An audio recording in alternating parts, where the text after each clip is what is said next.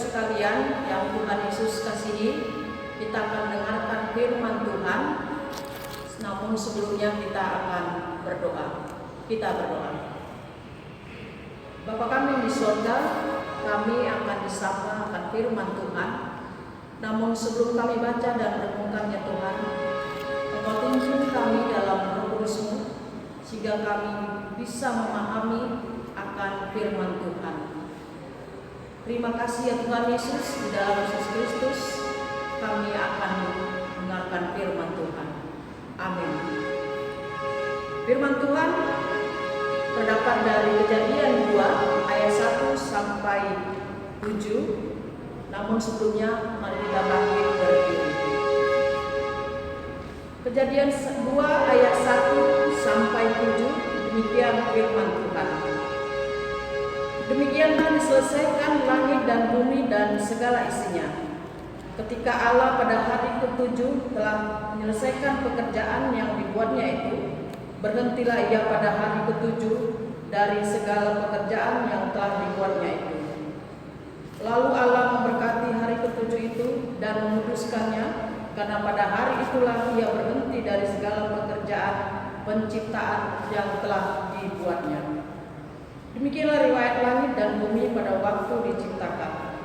Ketika Tuhan Allah menjadikan bumi dan langit, belum ada semak apapun di bumi, belum timbul tumbuh-tumbuhan apapun di padang, sebab Tuhan Allah belum menurunkan hujan ke bumi dan belum ada orang untuk mengusahakan tanah itu.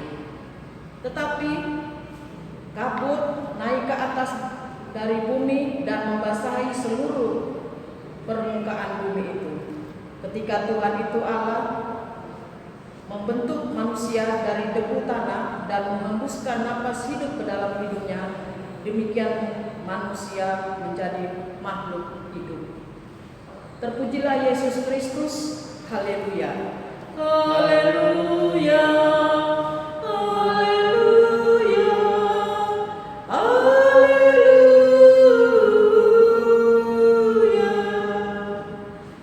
Bapak Ibu yang Tuhan Yesus kasihi, banyak orang membangun tubuhnya dengan hanya mengandalkan kekuatan ekonomi, kepintaran, kecanggihan teknologi, tanpa memperdulikan Allah, pemberi hidup yang membuat dirinya mulia dan bermakna.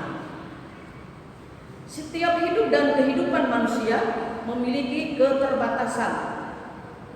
Siapapun itu, secanggih apapun teknologi saat ini, tidak dapat melampaui pemilik hidup ini.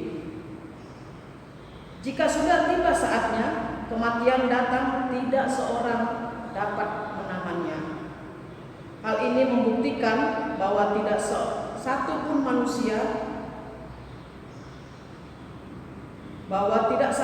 manusia yang abadi.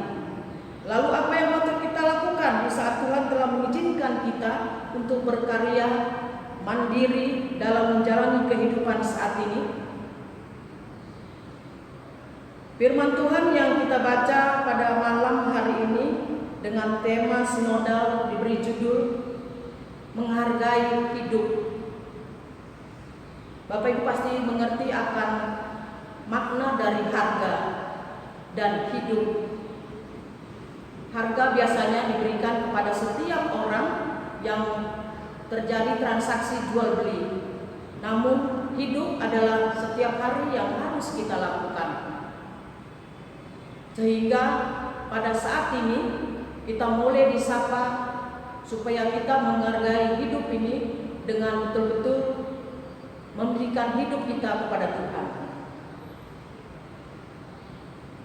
Bapak Ibu sekalian, pada Kejadian 2 mau menyampaikan bagaimana Allah membentuk manusia dari debu.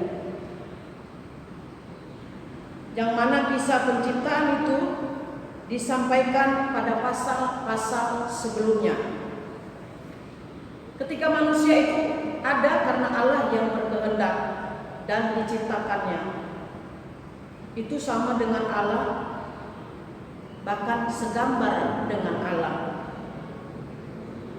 Pada pasal ayat 7 Tuhan Allah membentuk manusia itu dari debu tanah dan mengembuskan napas hidup demikian manusia itu menjadi makhluk yang hidup. Makhluk yang diinginkan oleh Allah untuk dipakai sebagai mitra atau teman sekerja Allah. Bahkan manusia pun diberikan wewenang secara mandiri beraktivitas, diberikan sekaligus menjadi makhluk yang dapat berkarya Allah tidak percuma membentuk setiap manusia. Sekalipun dari debu tanah, tapi menjadi makhluk termulia dari semua ciptaannya dan mengangkat derajat posisi yang lebih terhormat. Sebagai rasa peduli kita kepada Allah atau respon kita kepada Allah, janganlah kita menyia-nyiakan akan tubuh yang Tuhan sudah berikan bagi kita. Kita jangan mengandalkan kekuatan yang kita miliki, karena kita merasa hebat, kita kuat secara materi, merasa diri pintar, dan akhirnya tidak mempedulikan Sang Pemberi hidup itu. Akhirnya apa yang terjadi dalam hidup kita sebagai umatnya? Sikap hidup yang demikian telah membawa manusia dalam keangkuhan mengabaikan hidup sesamanya. Bapak Ibu sekalian yang Tuhan Yesus kasihi, dalam kisah penciptaan manusia mendapat tempat dan segala sesuatu telah dipersiapkan Allah, itu pada ayat yang pertama. Setelah selesai atau rampung langit dan bumi dan segala isinya, barulah Allah membentuk manusia. Maka ada tanggung jawab besar yang harus kita lakukan sebagai bentuk manusia menghargai hidup yang dianugerahkan Allah. Menghargai melalui kepedulian bagi sesama, bahwa kita ada juga dengan orang lain.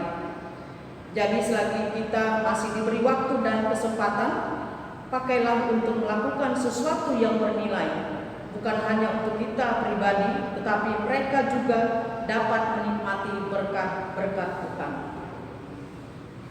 Pada keadaan saat ini pandemi COVID-19, siapapun kita tanpa terkecuali berdampak besar dari segala segi kehidupan, sosial, ekonomi, pekerjaan, dan sebagainya. Jadi jangan hanya memikirkan diri kita saja, mari rasa peduli kita bagi sesama, sekecil apapun itu, akan menjadi sesuatu yang berarti ketika itu diberikan dengan ketulusan dan keikhlasan hati kita.